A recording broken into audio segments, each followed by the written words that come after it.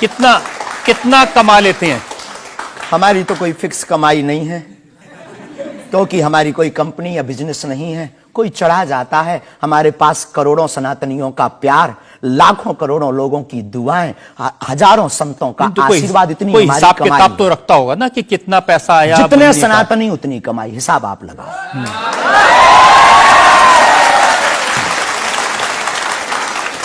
ज्यादा बातें इसलिए होती हैं कि आप जो स्टंट करते हैं पब्लिसिटी के लिए, आप ऐसी ऐसी बातें कह देते हैं। आप कहते हैं कि बिना वीजा के हनुमान जी रावण की लंका में घुस गए थे। ये जो मॉडर्न युवान भाई बहन है, इनको लंका प्रवेश के बारे में बताएंगे तो इनको ये लगता है कि ये घिसी पिटी बातें इनके दादा परदादा बताते रहे, ये बेचारे ऊब गए। इनको कुछ ऐसा चाहिए कि उस अध्यात्म से कनेक्ट हो पाए। और जैसे रावण ने मुझसे फोन पे बात की। हाँ, बिल्कुल, हम वही बोलने ही वाले थे।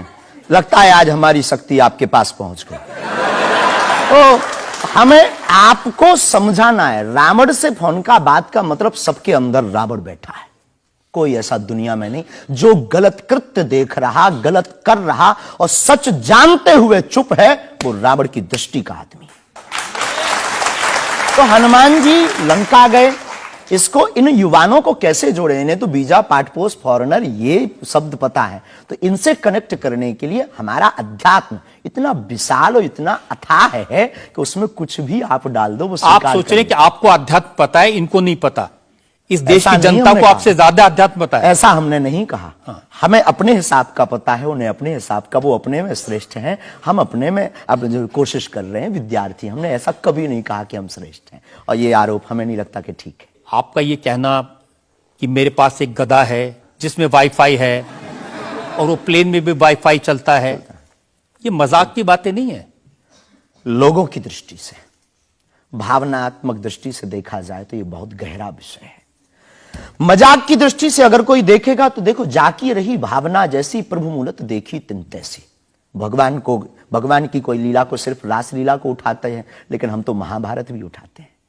तो अपनी अपनी दृष्टि है, हम ये मजाक में नहीं कहते। हम उनको बताना चाहते हैं कि हमारे देवी देवताओं से जो हमारे इष्ट की परंपरा की जो निशानी है वो अगर नजदीक रहे, गुरु की निशानी अगर नजदीक रहे, माता पिता की बातों की निशानी नजदीक रहे, तो बेटा कभी गलती नहीं करेगा, वो चार चांद लगाता रहेगा। शास्त्री जी, इसको कहते हैं आप अंधों के शहर में आईना बेचने की कोशिश कर रहे हैं।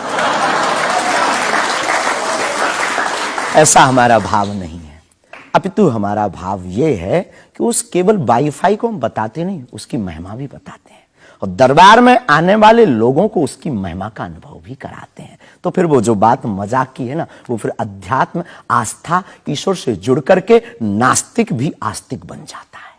देखिए, आपको भोले भाले लोगों को बताना चाहिए कि भाई ये मैं मजाक में कह रहा हूं, विनोद हम कहते हैं, और ये मैं असल में बहुत बार बोलते हैं विनोद हम कर रहे हैं, हम बहुत बार बोलते हैं। अब कोई हमारे विनोद को सीरियस ले ले तो वो उसका निजी अनुभव है।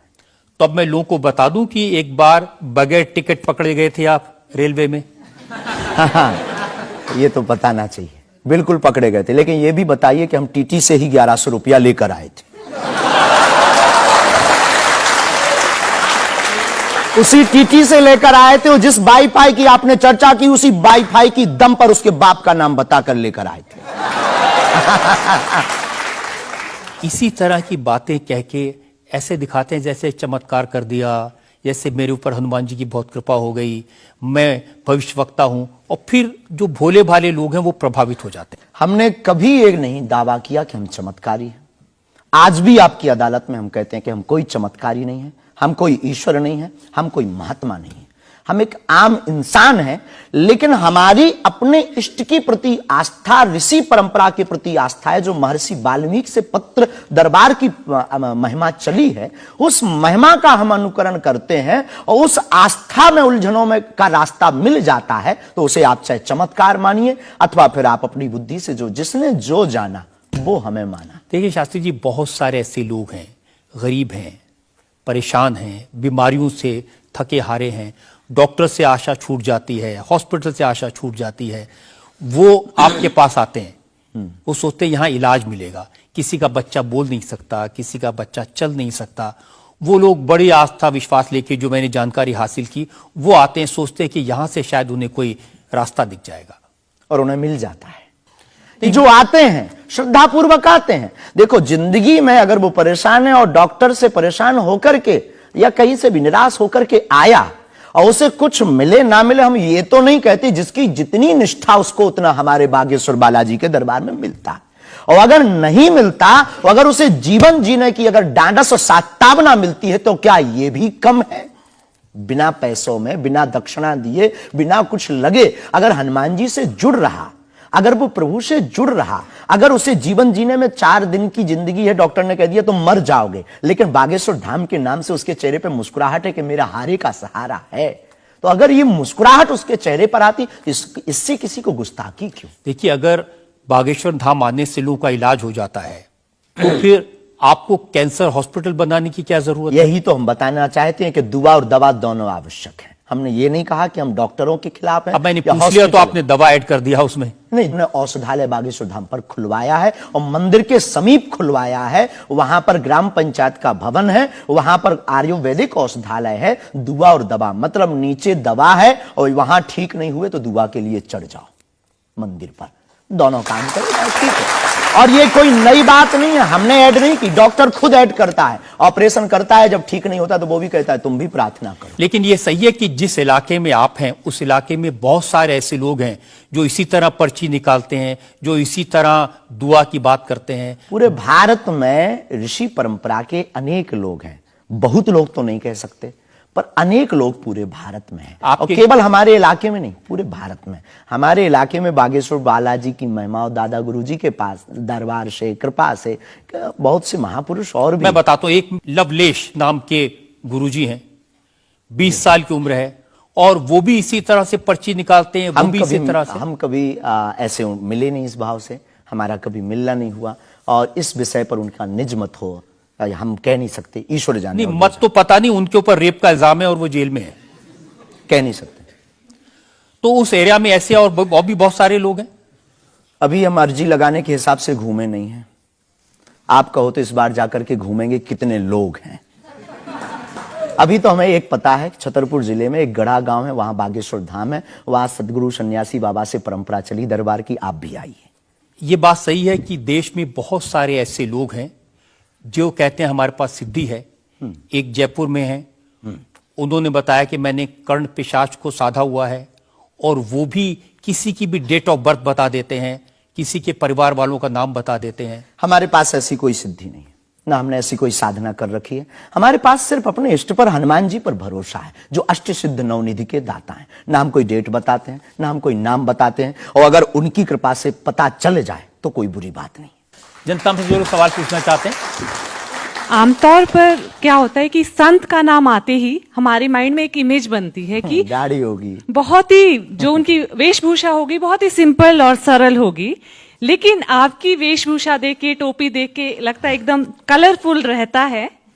आपकी दुनिया ही रंगीन है तो साधु को भी रंगीन होना चाहिए। बहुत बढ़िया, बहुत बढ़िया। जब 7 रंगों की भरी दुनिया है माय डियर सिस्टर, 7 रंगों से भरी दुनिया है, तो मुझे क्या दिक्कत है? और हम कोई साधु नहीं, हम कोई महात्मा नहीं, ना हमने चोला ले रखा है। हम एक वर्ण व्यवस्था की बात नहीं करेंगे, हम एक गुरु के शिष्य हैं और आम इंसान हैं। और अगर कोई सरनेम पूछे तो हम शुक्ल वंशीय सरयू पारी ब्राह्मण है। तो जो 7 ब्राह्मणों की वेशभूषा है वो हमने धारण की, गुरु के नाते हमने ये पादुका अपनी एक परंपरा को निर्वाहन करने के लिए धारण की। और टोपी कोई आया तो दे गया, अगर आप कुछ दो बहन हमें तो वो भी स्वीकार है।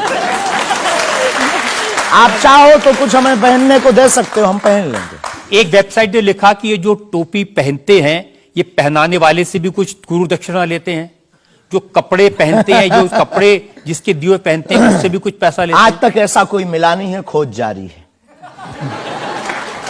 किसी ने हमें आज तक दक्षिणा नहीं दी, टोपी पहनाने के नाम पर या कपड़े पहनाने के नाम पर। हम तो राह चलते कोई मिल जाता है तो उसका पहन लेते, अपना दे देते हैं। हम तो साधु उस परंपरा के हैं, उस परंपरा के। लेकिन अच्छे लगते हैं आपको ये रंग बिरंगे कपड़े? बहुत आनंद आता है। क्या दिक्कत है साहब?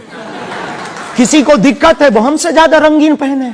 एक शायर ने कहा कि जो खानदानी रईस हैं वो मिजाज रखते हैं नर्म अपना, आपका लहजा बता रहा है आपकी दौलत ये शोहरत नहीं।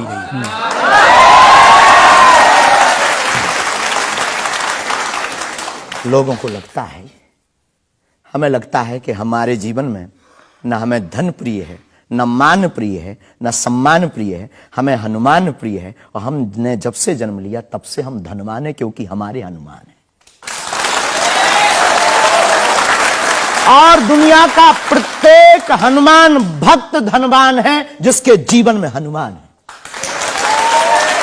अब वो निर्धन है इस दुनिया में जिसके जीवन में भगवान नहीं, वो निर्धन है। और अगर बाप हनुमान हो और धनवान हनुमान हो और उनका भक्त अगर रंगीन ना हो, पीला लाल ना हो, जब हनुमान जी लाल देह लाली से हो सकता तो लाल पगड़ी क्यों नहीं हो सकती? ये मुझे पता चल गया है कि आप इसी तरह की डायलॉग बाजी करके ही इतने पॉपुलर हुए हैं